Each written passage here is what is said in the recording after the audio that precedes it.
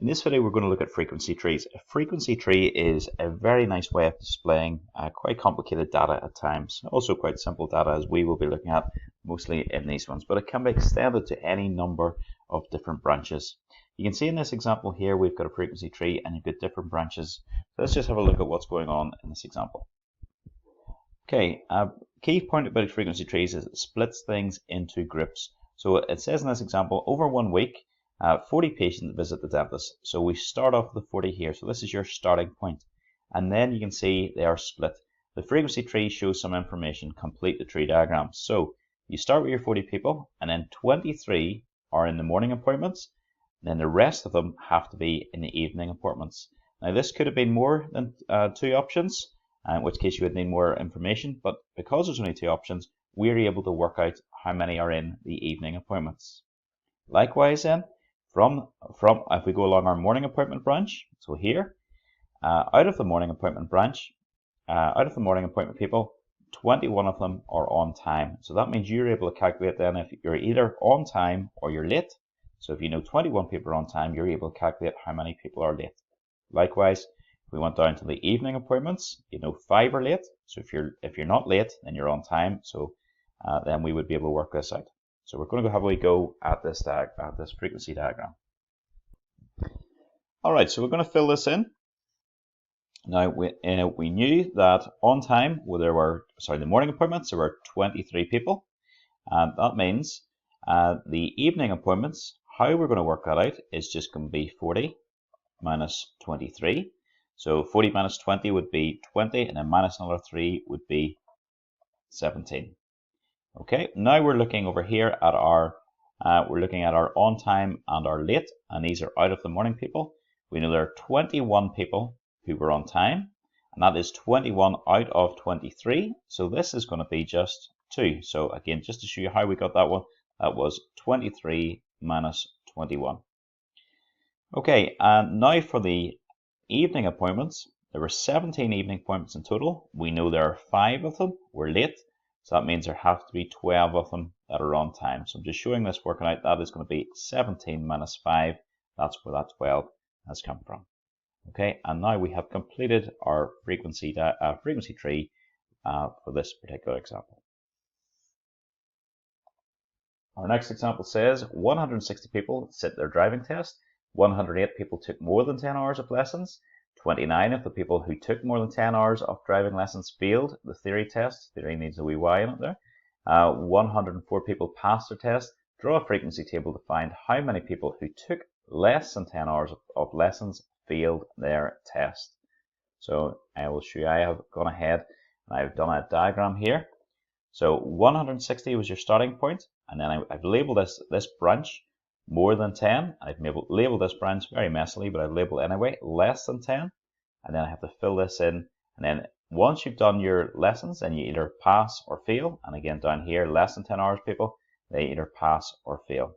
So we're going to have to look back and forward from the question to be able to fill this in. So 160 people sit the driving test. 108 people took more than 10 hours of lessons. So more than 10 hours we can now fill in as 108. Okay, so we've got our 108, and it says 29 of the people who took more than 10 hours of lessons failed. So that's out of took more than 10 hours of lessons, 108, and out of those 29 failed.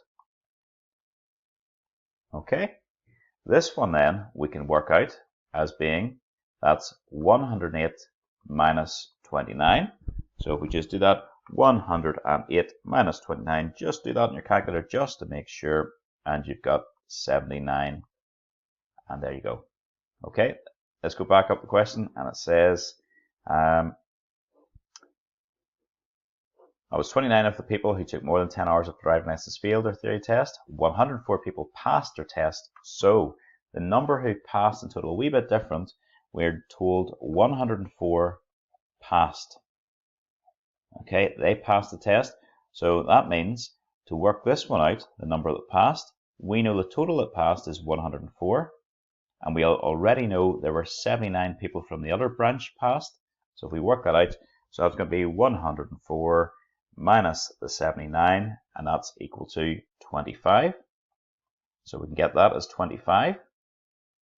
And then we can work out the rest. And I'm going to show you how we could check in this one. I'm going to find this one next. Remember, there were 160 people in total. So, and there were 108 people took less or more than 10 hours. So less than 10 hours is going to be 160 minus 108, which is just going to give you 52. And then this branch could be, we could work it out as 52 minus 25, which is going to be 27. But what we could also do is total these things up at the end just to check. So if I just checked, and I'll rub this out, I wouldn't really write this down, but if I'm just doing this just to show you, if we could check, we could do 79 plus 29 plus 25 plus 27. And what should that number add up to? So that was our number he did more than 10 hours and passed, number he did more than 10 hours and failed, number he did less than 10 hours and passed, and the number he did less than 10 hours and failed. So basically this has covered everybody. So if it covers everybody, it should add up to 160. And if you add those all up, it does add up to 160. So it looks to me like we are on the right track. Okay, so there's your frequency tree notes. So for frequency trees, very, very easy, but it's just a really nice way of splitting up, in this case, quite simple data. You could well have, just to show you a diagram, you could well have more bits of information. So maybe somebody went to A, somebody went to B, so maybe this was driving instructors again, so driving instructors, and then from there you had pass, you had pass and fail. So you have different options from there. So it may be slightly more complicated than just 2 options every time. As you can see at the start here, I've given you 3 options, and then we have branches from that. But generally, yours will be quite simple.